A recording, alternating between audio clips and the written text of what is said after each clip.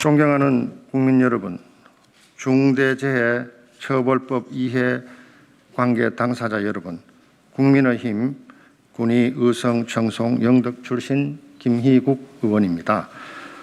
저는 오늘 집권 여당이 1월 8일이란 시한을 정해놓고 강행 처리 방침을 밝히고 있는 중대재해처벌법, 일명 중대재해기업처벌법을 반대하기 위해 이 자리에 섰습니다. 왜냐하면 현재 진행 중인 이 법의 내용으로는 결코 중대재해를 예방할 수 없기 때문입니다. 존경하는 국민 여러분, 지난 3년간 건설 등 산업 현장에서 발생된 중대재해로 2,600명 이상의 근로자가 사망했습니다. 이 중대재해의 원인은 무엇이고 누가 책임져야 할까요?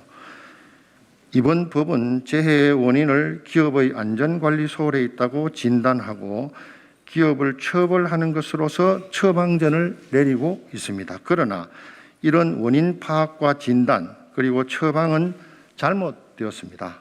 지금까지 발생된 중대재해의 사고 원인들을 살펴보면 첫째로 정부, 지자체, 공기업 등 발주처 책임, 둘째 기업의 안전관리 소홀 책임, 셋째 개인의 책임 등으로 나누어져 있고 따라서 책임 주체도 당연히 달라져야 하고 이것이 법리입니다. 그런데 이 법은 처음부터 재해의 원인은 기업의 안전관리 소홀에 있고 따라서 처벌도 기업을 위주로 추진 중에 있습니다. 그러다 보니 법의 일반 원리인 책임주의, 과잉금지 원칙, 명료성의 원칙, 징벌적 손해배상 금지 등등에 반하여 이게 법이야? 라는 비난과 조롱을 받고 있습니다. 이 법의 입법 목적인 중대재해를 예방하기 위해서는 사고가 발생되는 근본적인 원인에 대한 이해가 필요합니다. 당태종 이세민은 유수 청탁 제기원, 샘에서 검은 물이 나오는데 하천에 흐르는 물이 어찌 맑을 수 있겠는가라고 했습니다. 저는 우리나라에서 발생되고 있는 중대재해의 원인을 두 가지로 설명드리고 싶습니다. 첫째로 사고 예방에 필요한 조사비, 설계비, 각종 안전장비 및 안전관리자 운영에 필요한 비용을 제대로 주지 않고 있는 제도의 결함입니다.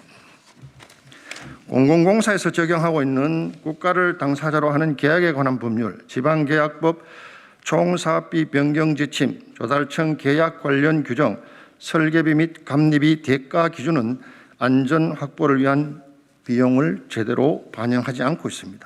둘째로 가장 많은 사고가 나고 있는 20억 미만의 건축공사 현장은 단순 민간공사로 분류되어 공사감독, 근로감독, 감리원도 없는 사각지대로 방치되고 있어 많은 사고가 빈발하고 있습니다. 만약에 산업안전보건법, 건설산업기본법, 건설기술진흥법, 건축법 등 각종 법규가 이런 사각지대에 감독관들을 파견토록 제도를 정비하고 이 감독관들이 제 역할을 한다면 중대재해는 많이 예방할 수 있을 것으로 생각합니다. 이 두 가지가 근본적인 문제이고 해결책입니다. 이런 문제는 눈 감아버리고 법리에도 현실에도 맞지 않는 이 법을 막무가내식으로 일단 시행해보고 문제가 있으면 보완하자는 여당의 태도는 참으로 못난 짓입니다. 진짜 현장 사정을 몰라서 이러는 겁니까? 아니면 상황 논리에 몰려서 애서 진실을 외면하는 것입니까?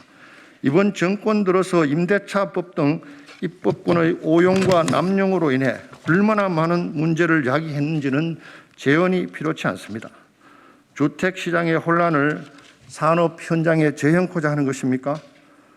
무엇 때문에 시간에 쫓겨 법도 아닌 법을 법이라고 우기고 다시는 이런 사태를 본질을 정확히 파악해서 제대로 된 재해 예방법을 만듭시다. 아무리 급해도 실을 바늘 허리에 메고 바느질을 할 수는 없지 않겠습니까? 어디 그뿐입니까? 만약 이 법이 강행되고 나면 곧이어 정부가 추진 중인 건설안전특별법이란 더욱 가혹한 벌이 가중되어 단 한 번의 재해가 발생된다면 그 기업은 산업안전보건법, 중대재해기업처벌법, 건설안전특별법이란 3번의 몽둥이 찜질로 회사가 문을 닫게 될 것입니다. 이게 나라입니까?